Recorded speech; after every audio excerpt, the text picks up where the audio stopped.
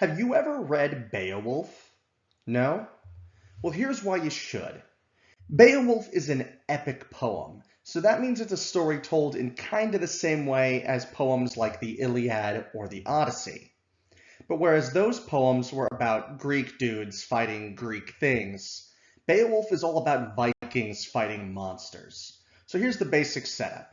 You got King Hrothgar, who's actually the dude that this place is named after in Skyrim.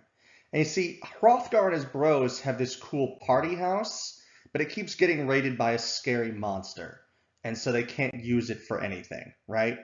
So then all of a sudden, this massive, scary Viking and his bros show up. His name's Beowulf. And he's like, yeah, I'll kill the monster for you. And Hrothgar's all like, cool, but also you have to be my son now for some reason. And then it just gets nutty from there, right? All sorts of Viking shenanigans for the whole rest of the story. And so you might logically think, well, oh, it's really only a relevant story these days if you're reading about other Viking shenanigans.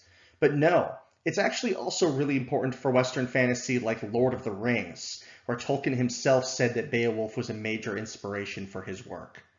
And so who should go and give Beowulf a try?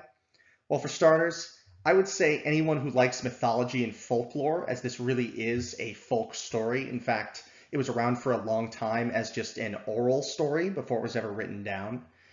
People who are interested in European history, as this is a really great sort of snapshot in time of what Scandinavians really believed back in the day. Obviously, if you're a fan of modern fantasy, you owe it to yourself to check out Beowulf because it's the original classic. And last but not least, anyone who just wants to read something nutty about a crazy Viking just kicking ass and taking names should check out Beowulf. With the little caveat that all of you should read this specific version of it because it needs to be translated into modern English to be readable, and this version by Seamus Heaney, who is actually a Nobel laureate, is absolutely goated. So if you're going to read Beowulf, read this version.